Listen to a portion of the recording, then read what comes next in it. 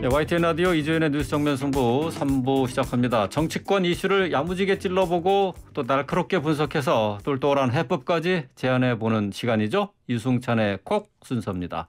유승찬 정치 컨설턴트 함께합니다. 안녕하세요. 네, 안녕하세요. 네. 자, 어제 민주당 초선 또 재선 평가회 다녀오셨죠? 네네. 예. 지난 대선 직후에도 평가회가 있었는데 여기도 다녀오셨잖아요. 네. 그때하고 어제 분위기가 어떻게 좀 달랐습니까? 뭐 어수선하고 예. 뭐 그렇죠. 이게 지난 대선 평가 때 제가 제안한 거를 거꾸로 지선을 해서 정반대로 네. 예. 제가 거기에 대해서도 말씀을 드렸고 의원님들이 많이 오셨어요. 초재선 의원님들이 많이 예. 참석했고 훨씬 더 적극적인 분위기는 있었습니다. 근데 뭐 어쨌든 이제 시작이죠. 그죠? 반성은 원래 어렵고 성찰은 더 힘들고 예. 혁신은 거의 불가능에 가깝습니다. 특히 이제 선거가 좀 멀리 있잖아요. 예. 선거가 멀리 있으면 당이 잘 안 움직이거든요. 원래. 아, 그래서 예. 아마 더 많은 이 혼란과 토론과 뭐 이런 치열한 네. 이런 것이 있어야 예. 조금이나마 바뀌지 않을까 뭐 이렇게 생각합니다. 이 토론 평가회 자체가 어제도 있었고 그제도 있었고 오늘도 있어요. 왜 이렇게 여러 번 계속해서 반복해서 열리는 거죠? 일단 뭐 내부에서 이제 그동안 뭐 못했던 얘기들을 쏟아내는 과정인 것 같아요. 그러니까 그런 여러 가지 팬덤 현상이나 이런 것들도 있고 근데 자유롭게 이제 뭔가를 해봐야 되겠다. 그래서 뭐 더미래라는 데서도 하고 뭐 여러 군데서 이제 하더라고요. 그래서 얘기 듣기로는 비대위 차원에서도 이제 평가회를 본격적으로 한다. 뭐 이런 얘기도 좀 들리고 있습니다. 그래요? 예. 계속해서 이제 이 평가 토론회가 이어지겠네요. 네. 어제 발표도 직접 하셨는데 뭐 여러 얘기를 하셨지만 가장 이제 앞서서 이제 내세운 것이 이제 팬덤 정치에 대해서 비판 또 팬덤 정치 부작용에 대해서 가장 힘있게 강조를 하신 것 같아요. 네네. 일단 팬덤 정치를 하면 지금 팬덤은 좀 건강한 긴장 관계를 넘어서서 네. 훌리건이라고 그러죠. 좀 약간 나쁜 의미의 팬덤 양상으로 좀 진행되고 있고 사실 팬덤 현상에 갇히면 일단 가장 먼저 선거에서 이길 수가 없어요. 그러니까 선거는 중도 확장을 해야 이기는데 중도층들이 거부감을 갖거든요. 네. 특히 지금 이제 저는 그 이름이 너무 좀 낯선데 이제 뭐 개딸 양아들 뭐 이런 이름들이 사실은 개딸 양아들 네. 뭐 지금 뭐 이 얘기가 나온 지 한참 됐는데요. 네, 그런 것들을 이렇게 중도층들이 좋아하긴 좀 어려운 그 용어들 아닌가. 그래서 그래요? 저는 이런 문제들도 좀 있고 네.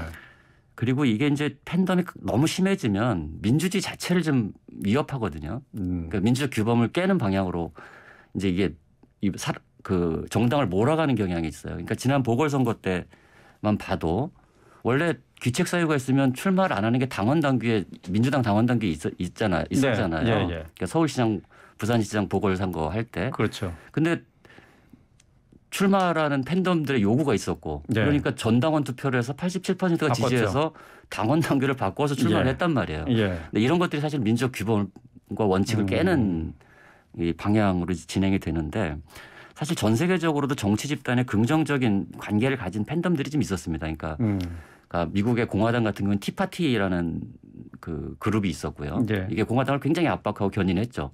그리고 민주당 옆에는 무브온이라는 이제 그런 것이 있었고, 뭐 프랑스도 뭐 전진하는 프랑스 뭐 이런 팬덤들이 좀 있었거든요. 예. 이런 것들이 좀 건강하게 작용하면 오히려 이제 정치에 적극적으로 참여한다는 효능감을 좀 가질 수 있는데 우리가 다 장악할 수 있어. 라는 생각을 가진 팬덤이 생기면 이제 그때부터 굉장히 위험해지는 거죠. 그러니까 정책이나 뭐 이슈를 가지고 움직이는 게 아니라 한 정치인을 인기인처럼 연예인처럼 이렇게 바라보는 그런 팬덤이 되는 거죠. 그게. 그것도 있고 뭐 그다음에 이제 생각이 다른 사람들을 공격하잖아요. 그 문자 폭탄과 네. 그런 정치 자금 그 있잖아요. 186, 185론 뭐 이런 거를 무더기로 보내서 이게 실제로 행정 처리하는데 굉장히 힘들거든요. 그게. 그렇다면서요. 그래서 이제 그런 좀 약간 네거티브한 양상을 너무 많이 띠고 있기 때문에 그래서 제가 이제 이것이 사실 극복되지 않으면 민주당의 어떤 건강한 공론 구조가 형성될 수 있겠느냐. 왜냐하면 의원들이 저한테도 많이 얘기를 하거든요. 무서워서 말을 못 하겠다. 아. 근데 이거는 이미 민주주의에 대한 위협입니다. 그러니까 헌법기관이 예. 팬덤 때문에 무서워서 발언을 못 한다. 두려워서. 이 사태는 좀 극복을 해야 그다음 단계로 나아갈 수 있는 것 아니냐. 그래서 제가 이제 가장 중요하게 이 팬덤 문제를 제기를 예. 한 겁니다. 네. 앞서서 이제 말씀하시면서 이제 팬덤 현상으로 이제 강력한 이제 지지자들인데 이 지지자들이 훌리건으로 변했다라고 네. 하셨잖아요. 그러니까 뭐 축구 팬들인데 이제 경기장에서 난동 피우는 사람들 이제 훌리건이라고 하지 않습니까? 그렇죠. 예. 근데 국민의힘은 민주당과 다른 행보를 했다라고 평가를 하셨던데요. 그게 묘하게 이제 이게 흐름이 있어요. 그러니까 이제 이 5년 전 그때는 국민의힘이 아니었죠. 뭐 새누리당이었나요? 아무튼 이름이 하도 바뀌어가지고 그런데 예. 그때는 거기도 이제 친박 진박 이 논란이 어마어마하게 강력했잖아요. 그렇죠. 그때 이제 민주당은 이제 외부에서 가령 뭐 김종인 비대위원장도 모셔오고 뭐 이러면서 이제 확장을 꾀했었잖아요. 네. 근데 지금은 국민의힘이 가령 태극기 부대와 결별했습니다. 이준석 네. 30대 당대표를 뽑은 것은 굉장히 큰 사건입니다. 한국 정치사에서. 근데 민주당이 이거를 좀 과소평가했어요. 제가 볼 때는 이 흐름을. 네. 그러니까 30대 당대표를 세울 수 있다는 것도 보수 정당에서 이 의미가 굉장히 크다는 거를 이 알고 뭔가 대비를 했어야 되는데 이제 그렇지 못했고 그러면서 태극기 부대와 결별합니다. 네. 태극기 부대와 결별하고 그다음에 호남에 대해서 굉장히 공을 많이 드립니다. 지금도 공을 들이고 있어요. 그렇죠. 뭐 신안 비행장 얘기까지 나오더라고요 지금. 예. 그리고 또 이번에 또 이 사람들이 그냥 평가를 잘 안 하는 부분이 있는데 저는 그 강용석 후보와의 단일화를 하지 않은 것. 예. 이것이 굉장히 상징적인 사건이라고 봅니다. 아. 극단주의 세력과는 이 거리를 두겠다 예. 하는 것이 지금 국민의힘의 하나의 흐름이고 그런 것들이 중도 확장에는 굉장히 큰 도움이 되고 있다. 저는 이렇게 봅니다. 네. 결국 이제 민주당이 달라지기 위해서는 이 팬덤 정치에서 벗어나야 된다는 그 결론에 이를 수밖에 없을 텐데 자 그렇게 하기 위해서는 지금 어떻게 해야 되는 겁니까? 그래서 그게 좀 어렵죠. 사실은 뭐 하지 말라고 그래서 안 하는 것도 아니고. 예. 제가 그 어제 자발적인 지지자잖아요. 어쨌든. 네, 어제 토론회 있기 전에는 이제 제가 그 민주연구원에서 하는 비공개 토론회 가서 발제를 했었는데 민주 당사 앞에 비공개 토론회에서요? 네, 민주연구원에서요. 아, 네. 민주연구원. 네. 아.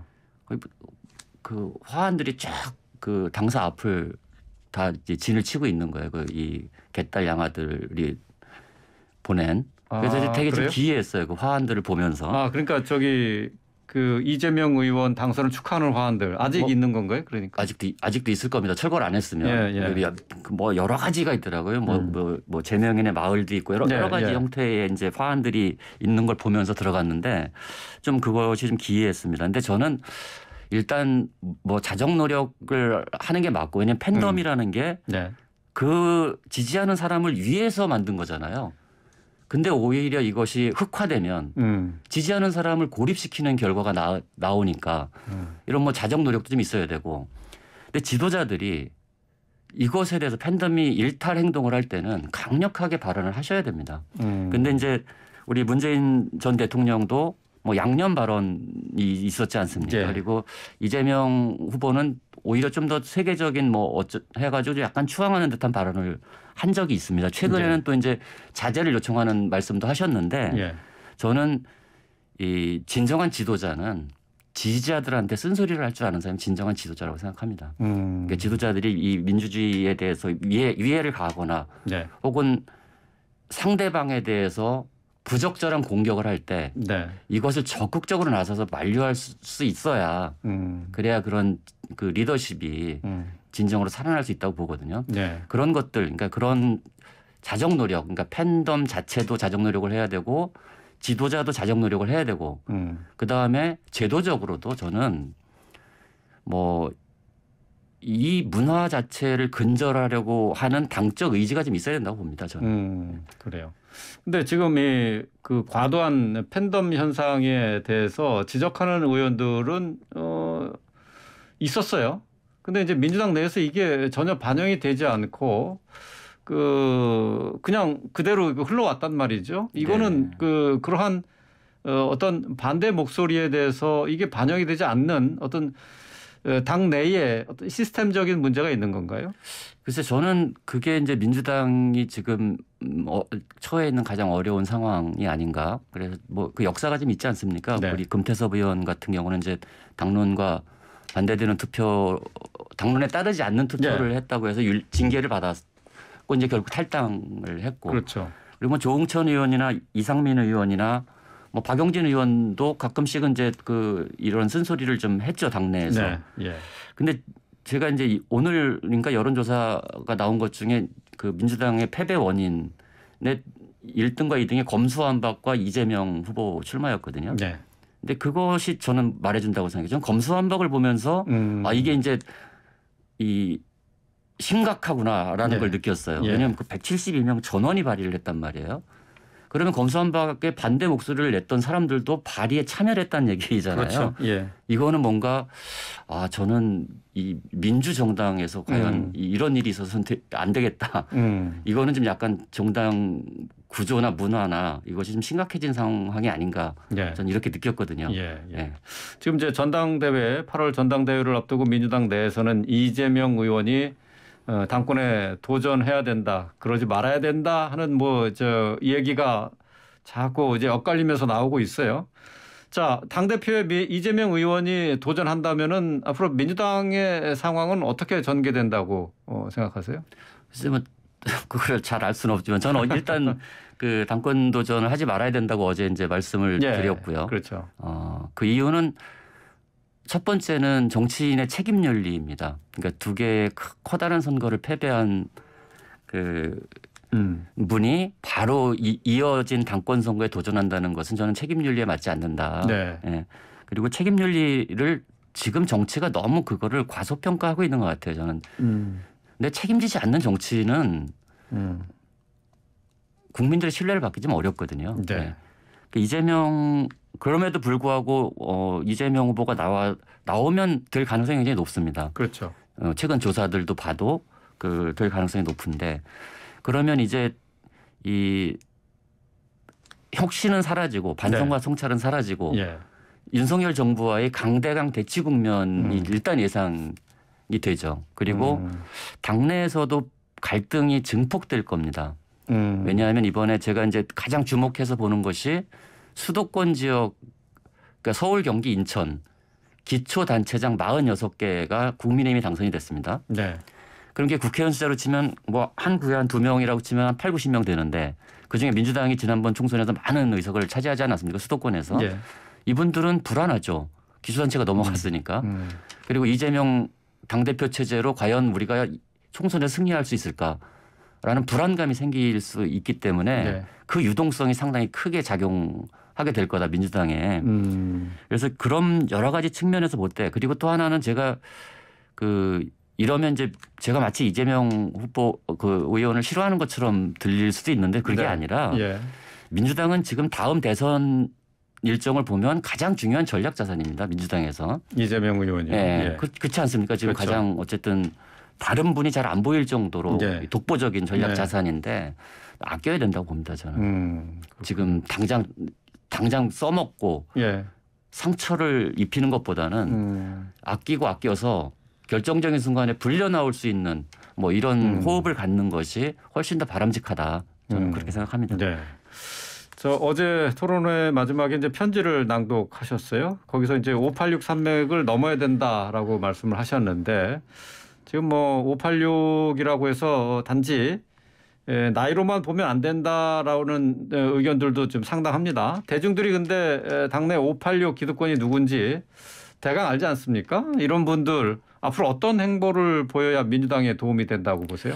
제가 이제 뭐 인적 쇄신을 얘기하면서 이제 그 이재명 의원 얘기도 했지만 제가 안타까운 건 민주당의 어떤 청년을 육성하는 청년 정치인을 육성하는 프로그램이 국민의힘에 비해서 굉장히 떨어집니다. 그래요. 국민의힘은 지금 원래 이제 바른미래당 시절에 만들어진 김세연 정병국 의원이 하는 청년 정치학교가 벌써 6기째 하고 있거든요. 6기째. 네. 그러니까 거의 한 50여 명 가까운 학생들을 매기 길러내니까 6기면 거의 한 300여 명 가깝게 되는 거잖아요. 예. 체계적으로 교육을 받은 청년 정치인들이 그렇게 이제 축적이 되고 있는 거잖아요. 근데 지금 저는 우리 586 정치인들한테 제가 가장 안타까운 것은 가령 뭐 우리 김대중 전 대통령도 청년 정치인 육성에 굉장히 공을 들였습니다. 586 지금 586들이 그 수혜자들이거든요. 네, 예. 김대중 전 대통령이 픽업한 그런 수혜자들인데 이 586들은 그런 다음 세대 정치인을 기르는데 굉장히 인색했다고 저는 봅니다. 지금까지. 예. 저는 이제 그 역할을 좀 하셨으면 좋겠다. 당내에서 좀 자꾸 뭐 당대표나 최고위원 이런 거 나오지 말고 그런 좀 약간 이 선으로 빠져서 당의 미래 차세대 정치인들을 차세대 정치인을 키워내는 그래서 지금 민주당 전체를 좀 두텁게 만드는 뭐 이런 역할들을 좀 그리고 지금 민주당이 지금 대전환기를 앞두고 가치도 좀 무너졌거든요. 사실 민주당을 지금 중산층과 서민을 위한 정당이라고 인식하는 국민들이 많지 않습니다. 지금은. 그럼 민주당은 어떤 가치를 지향할 것인지 이런 가치들도 좀 만드는데 힘을 좀 쏟으시고 그래서 어쨌든 민주당이 키운 대표적인 정치인들이니까 이제는 민주당에 좀 봉사하는 헌신하는 뭐 이런 역할을 좀 하시면 어떨까 하는 생각이 듭니다. 네. 말씀하신 것처럼 이제 차세대 정치인들 새로운 인물들을 계속해서 이제 발굴해 내야 되는 필요성은 있는데 지금 당장 86세대 정치인들 중심으로 한 민주당이 지금 새로운 인물을 찾기는 지금 어려운 상황 아닙니까? 딱히 지금 이제 70년대생들이 이제 요즘에 이제 정면에 나와야 된다 이런 얘기가 나오고 있지만은 또 그렇다고 해서 딱히 집히는 정치인들이 별로 없어요. 이준석 대표가 얄미운 발언을 했죠. 민주당 입장에서 보면. 86세대 물러나면 조국 뭐 아무튼 그런 발언을 했어요. 근데 그렇다고 하더라도요. 저는 이 선거에 책임이 큰 사람들, 그러니까 친문 핵심, 그리고 이재명 후보, 이재명 의원, 뭐 이분들은 이번 당권 도전을 하시면 안 된다고 봅니다. 저는 책임을 일단 지셔야 된다.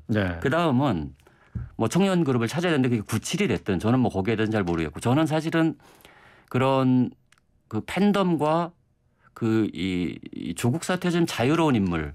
누가 있을까 생각해봤더니 저는 언뜻 지금 부산에 가 있는 김혜영 전 의원 같은 분이 떠오르더라고요.